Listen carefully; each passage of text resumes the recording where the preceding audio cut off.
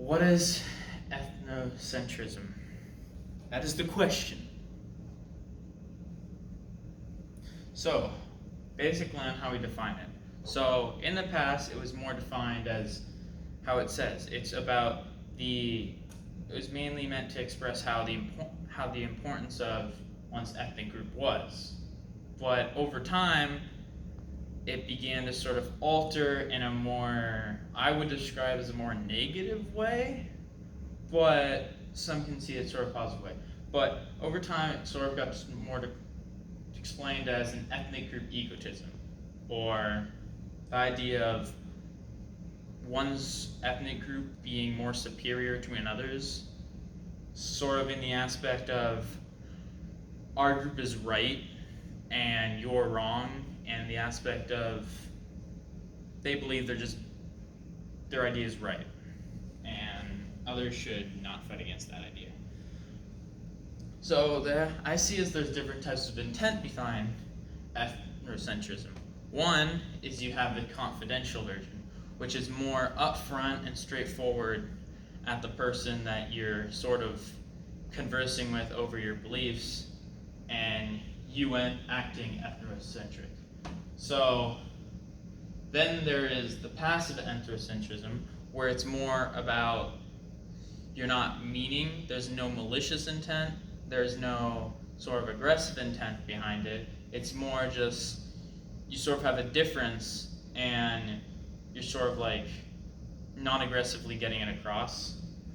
Then there's overpowering ethnocentrism, which is more about you're pushing over somebody your belief, you're shoving it on another, you're trying to like stick it in their head to force them to believe it this way.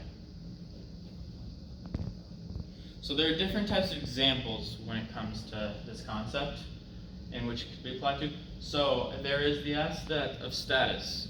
One who has a higher position might believe that they are right because of that exact reason. How one being in a higher position makes them right, and the group they're affiliated with is in the right. For instance, in an organization, people near the top, or perhaps even a person on the board, might be telling a whole group that, oh, they should be doing this because he believes that this is the right option and this is how it should be run.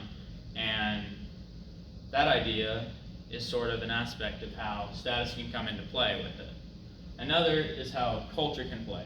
But culture, I think, in this aspect, is a more passive ethnocentrism situation, as when culture comes into it, it's sort of just the aspect of your culture is more doing it a different way than another person's culture might be doing.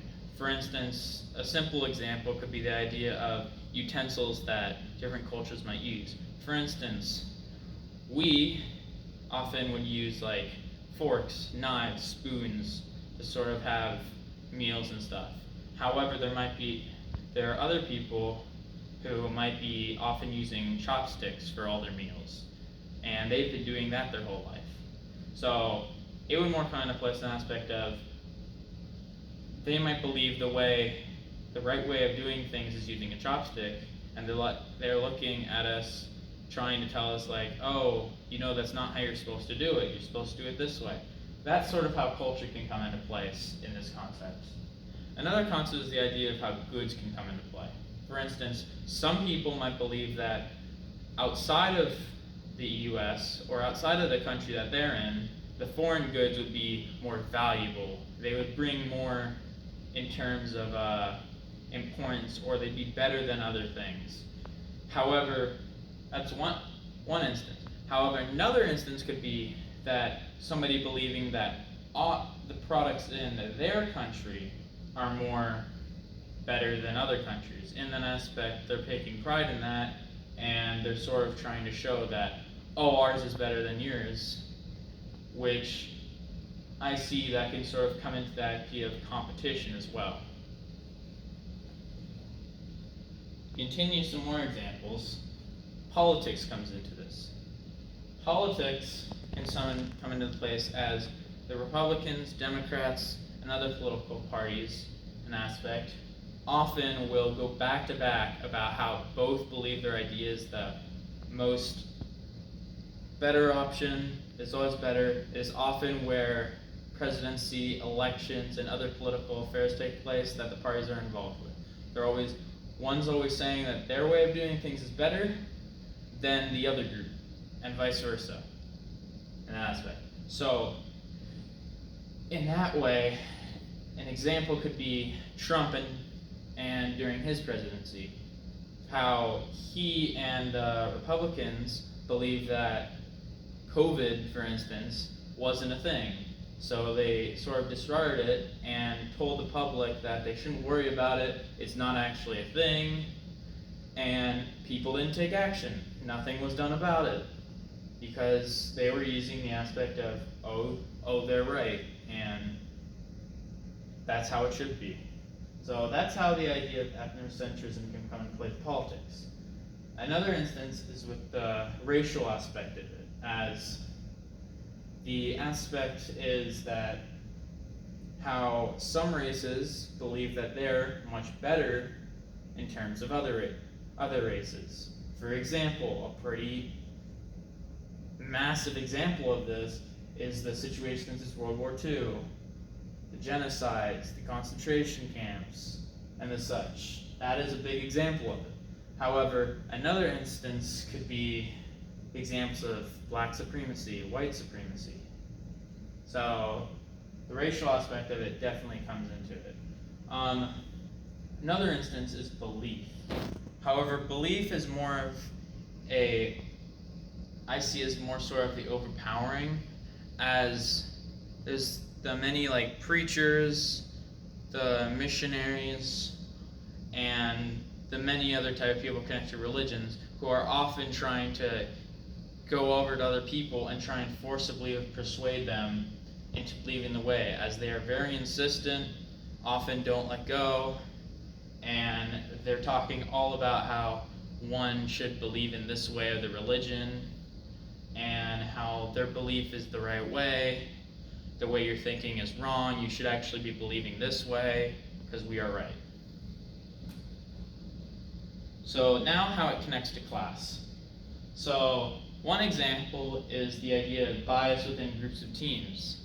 So in groups of teams, the idea of bias is basically in the aspect of majority vote and similar situations. And in that aspect, you can see it as the people who are in the majority could be more seen as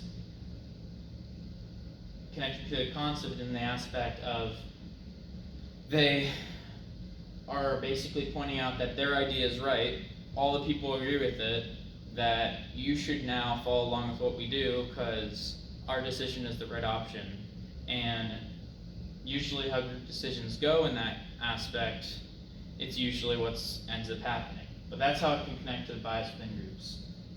Another aspect is in political behavior, because political behavior, I see it sort of partially in aspect of manipulation, and also bringing actual stuff into things, trying to force on the others. That aspect can connect to the concept, as usually the people who are acting this way are usually the people who are ethnocentric, as they have beliefs in which they believe is right, and they're sort of trying to get that onto others, or make another feel guilty, or manipulate another through this belief that they think is right. Another aspect is power influence and how it connects to it, as power can be used in sort of a selfish way and non-selfish way.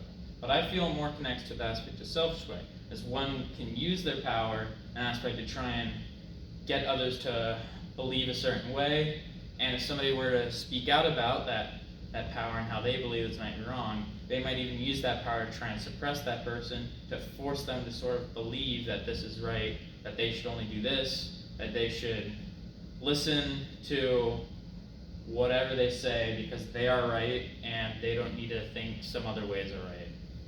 But that's how power can sort of connect to this concept. And these are my many references.